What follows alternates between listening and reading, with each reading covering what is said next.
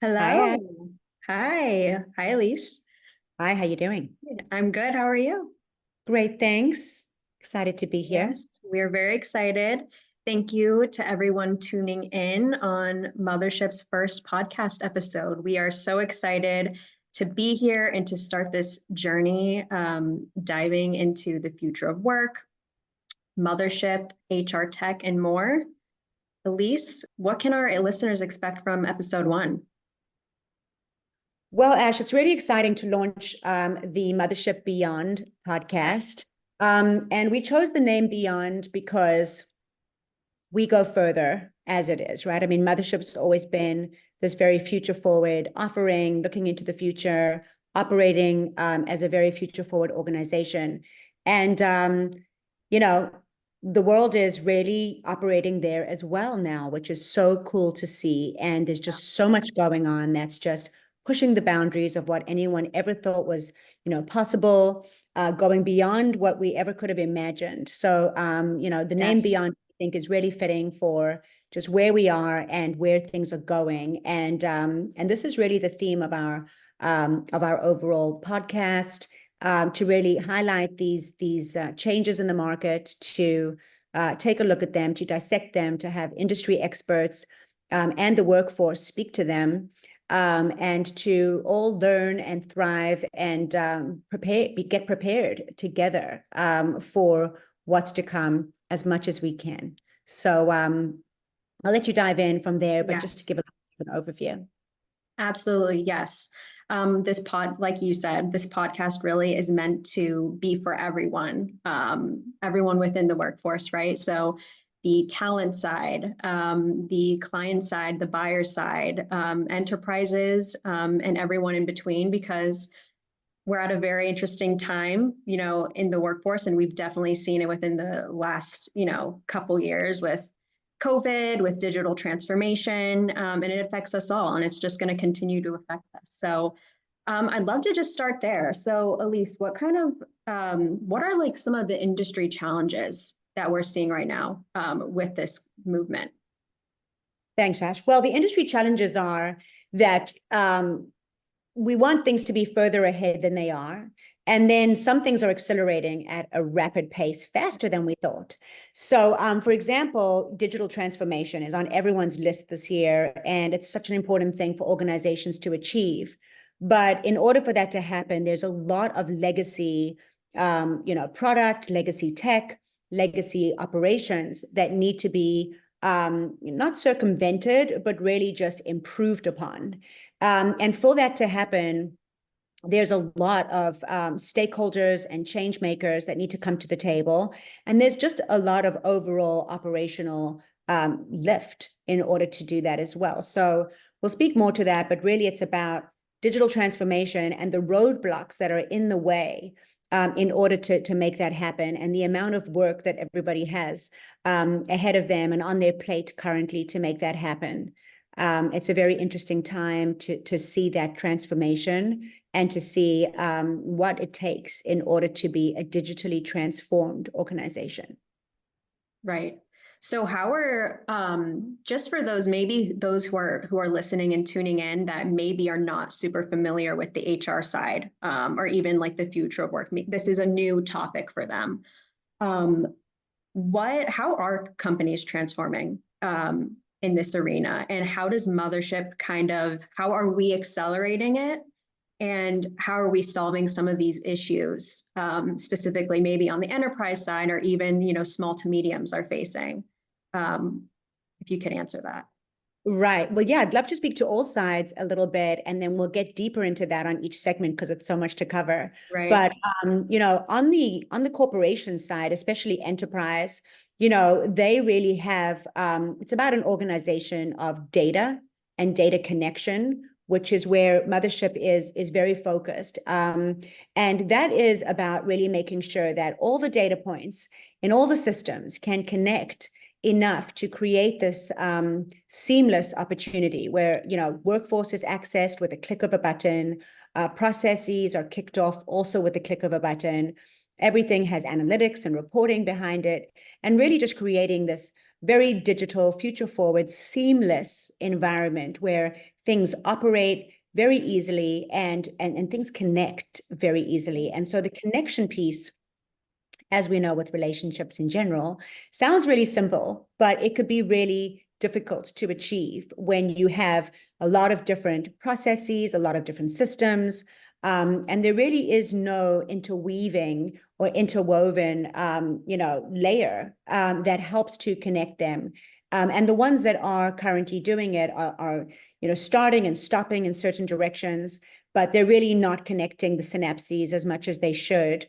And then some of them are able to do so, but there just takes some operational efficiency in order to find the right data points, see what the breakages are, make sure that they're connecting in the right way, and doing that across all the lines of business, doing that across all the departments, doing that across all the supply chain and procurement and HR is quite a feat because all of them operate a little bit in silo, as we'll see and talk about in the staffing world as well. So that's just the client side.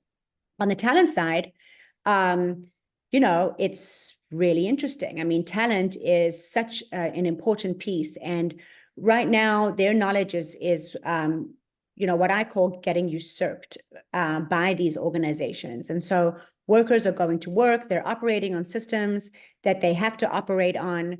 And, these same systems that they're operating on to help them do their job today are threats to their jobs tomorrow. So there's also, I think, a little bit, understandable apprehension on the worker side to, give up data, to allow the connectivity of data to happen seamlessly, to have their buy-in, because of course they're also they have trepidation as far as what's my data being used for? Is it going to be used against me? And there's a lot of times they're just being kept in the dark and they're not really part of the process of not really the connecting of data process, but they're not really part of the making of AI process. They're really being, their knowledge is being usurped. We prefer to have it done ethically. And also, it's such an advantage to do it with the talent's buy-in, because ultimately they hold a lot of knowledge, and all of us are going to live in this new world that's being created. So what better way than to create it together and not to ostracize any side of that equation? Absolutely. So you kind of answered a little bit of my next question, but I'd love to get further insight. But for those just hearing about Mothership for the first time, obviously from that description, they kind of already know who we are and what we're about. But how would you describe our mission and our just overall vision for the future and our role in it? Thanks, Ash. So Mothership has coined the phrase conduit as a service. And so, of course, we all know, software as a service, which is very much, baked into our model. We do have our own proprietary technology that we built years ago and that we've been operating on. We're now going to be offering that solution as a white labeled internal expert system and platform. What that system does is that it credentials the global workforce via a proprietary process that we invented, and that really is a very robust data set in order to really build these 3D personas of talent. We did this so that talent can be really known from a 360-degree perspective, and so that therefore they can be properly matched with the right jobs. So not only does it do the credentialing, it also allows for Uberized search and matching of that talent. And then, of course, it goes beyond the hire. HR paperwork, all of that's taken care of seamlessly in the credentialing process. But of course, it also has workflow tools for project management, for time reporting, for milestones, for programmatic payments to be tracked to that kind of productivity intelligence as well. And then from there, it goes through to actual payment modules where people can be paid seamlessly with the click, also with the click of a button. And then we do bolster on development modules as well as mobility modules, because not only are people diversifying their skill sets, learning new things, moving into new arenas, not just as AI comes to the table and disrupts certain, ways of earning and ways of making money and disrupt certain skill sets, but also for leverage. The more you know, the more things that you can do, the more you can actually earn, and the more you can protect yourself as well as these changes happen. So the diversification of skill sets, not just from a supply and sustainability standpoint, but also from a leverage and protection standpoint for the worker, is immense and built in. And then, of course, we also have the mobility side, which is where we all know the workforce nowadays is not stagnant. They're not bound to a certain office or a certain jurisdiction. They're mobile, they're global, they're flexible, they're hybrid, they're blended.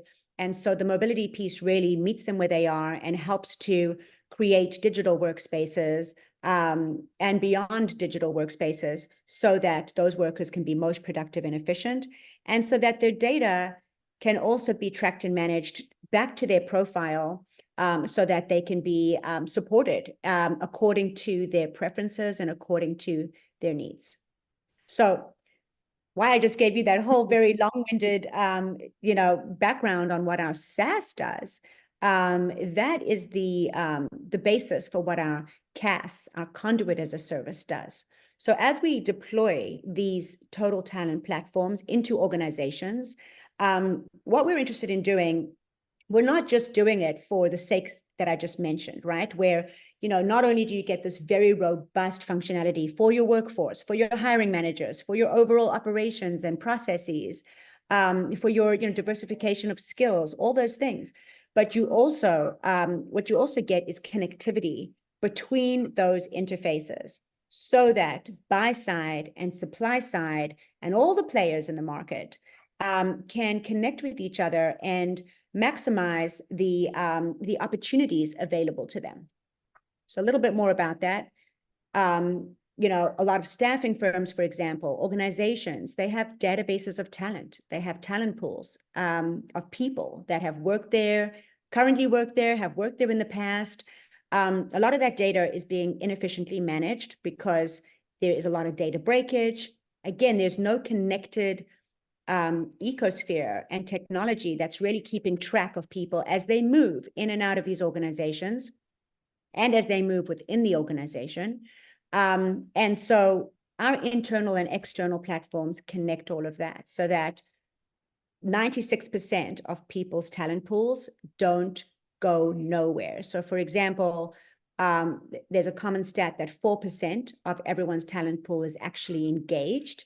So the other 96% are just sitting there. And because they're not connected to this bigger ecosphere, because they're not connected to somebody else's buy side, or they're not connected to somebody else's supply side, there's a dormancy there, and there's a droppage, and there's a big inefficiency of that data. So our conduit connects not only these internal platforms for operational efficiency and for talent to be able to operate seamlessly between jobs and between opportunities, and for clients to access the open talent network, which is so valuable to business, but also so that talent pools cannot be siloed, so that people can piggyback, and organizations and supply and buy side can all piggyback off of not just each other's very valuable talent pool, or we like to call it talent galaxy, because we don't think people just belong in a pool, but to have this connected galaxy of talent, and also to reduce their time to hire, to reduce their acquisition cost on that talent, and to reduce acquisition cost on buyers. So essentially, there's a sharing of buy side, there's a sharing of supply side, and it just makes for a much more seamless and much more operational landscape. Awesome. Yeah, the data piece is huge, especially with all these convergent solutions. People have a huge tech stack, and it's not interconnected. And when you have this conduit that other buyers have opted into, it just makes the efficiency, the data clean as well, which is super important. So going off of that, you mentioned the global workforce. So obviously, when people buy into Mothership, they can get access to all the talent onboarded to Mothership across the world. So is that, just to clarify for our listeners here, when you say global workforce, that's people from anywhere in the world? Is that, I mean, can you Elaborate, like right? elaborate on like 1099, W-2, freelance, like? Yes, absolutely. So Mothership has a certain, galaxy of stars here that we, are very proud of, that we manage, and we manage that community. And that's really where, our technology was, serviced at first, was really to service that community. And, in building that community and in building our large enterprise buy side, we realized that, Mothership's not even, as we grow and as we scale and as we have grown and scaled, we're not going to have every single worker in our database necessarily, right? Nobody does. Even the big guys like LinkedIn or, anybody else, the bigger staffing firms, they have huge databases, but they don't have everybody. And they don't have everybody for every use case. So the conduit was, such a clear channel to looking at the global workforce and saying, there are staffing firms that just service 1099 talent and that are building these communities of freelancers. There are others, marketplaces, platforms that are building, freelance marketplaces, gig marketplaces. Some of them specialize in full-time hiring. Staffing firms specialize in full-time hiring. So there's all the different players, right, that represent all the different talent segments out there, right? For one organization to do all of it would just be a little bit inefficient, not because it's also just not necessarily possible that every worker is going to want to run through just one platform and one staffing firm or one, offering. But at the same time, because these operators in the market already have these databases of talent. So we don't need to go search and find what is already there. We just need to connect and maximize what's there.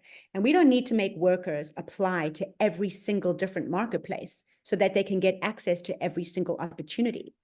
The whole point of the conduit is to enable these talent pools that already exist, that already have a relationship with their staffing firm or their platform or their marketplace, but want a universal passport to the buy side that is out there. And the buy side would probably like a universal ticket to that global workforce. And it has to be in our, by our estimations, through this connected ecosphere that we're enabling with our white labeled platform technology and our overall services that allow all of that data to flow and to be engaged any which way. People can be engaged 1099, which is also considered freelance, contingent, which is W-2 contract, and then of course through to full-time. SOW and project-based work can be done also with a click of a button. And nobody has to do all of it under one roof. It's really about letting the players that are already there do what they do really well and enabling them to really connect with each other and service the global market. Awesome. So next question, how would people, talent and clients, maybe they really resonated with the points you just mentioned. What would the next steps be for getting involved with us? And obviously, in this podcast, we're going to be covering so many more topics, exactly what Elise has mentioned, but just diving, deeper with different thought leaders in this industry, practitioners, our talent on our platform as well. So on the talent side and on the client side, right now, how can people find us and work with us? Well, they can, email us at info@mothershipcorp.com. They can also go to our website, which is getting a little bit of a revamp to reflect some of our new products and services. So they can go to mothershipcorp.com for that. It's a great time to get involved and to start to leverage our technology to digitally transform, and not just to digitally transform, but what's really cool about all of this as well is that each platform has its own large language model, and each platform has its own machine learning. So they're all machine learning and large language model backed. And so everybody that utilizes this tech can actually harvest their own AI.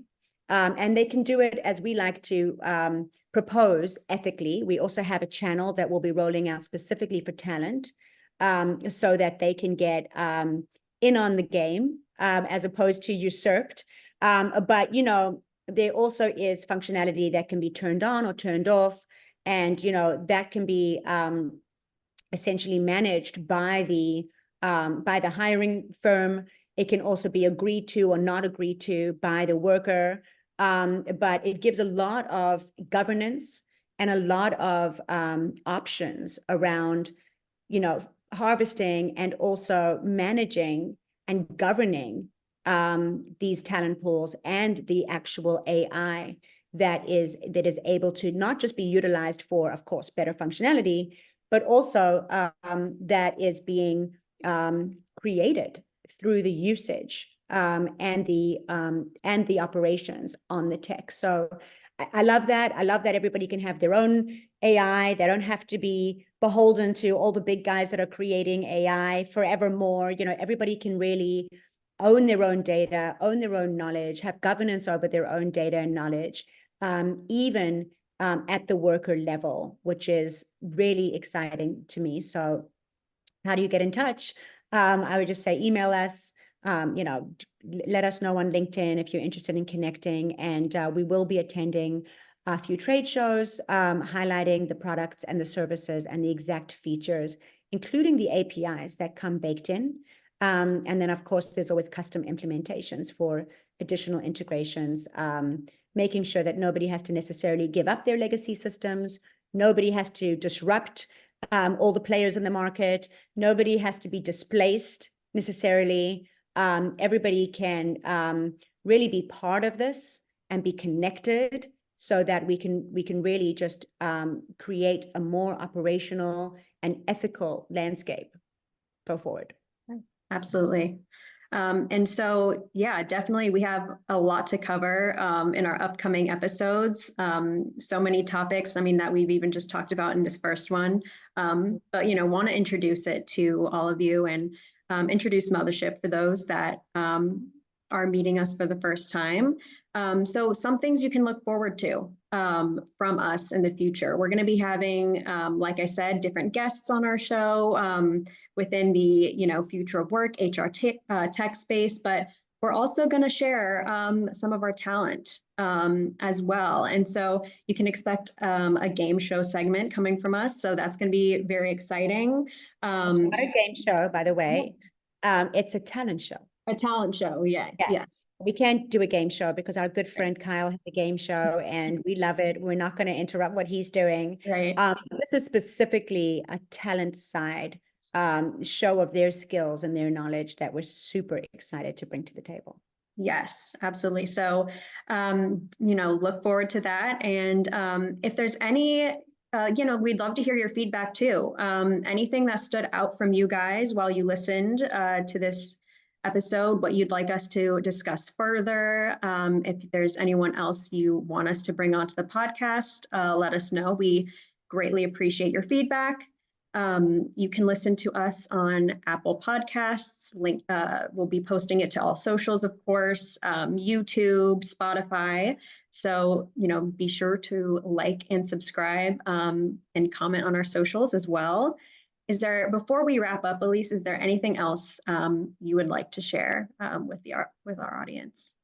No, just that, it's a super exciting time. It's a terrifying and exciting time for everybody. And so I think that we want to bring a little bit of all of that to the table, right? And have it be a very open forum. Everything's welcome here. Of course, we're talking about inclusivity. We're talking about connection. We're talking about, this conduit that we're very passionate about. But of course, there's people that, feel otherwise. They feel that certain players could perhaps be left off the table, that are creating problems.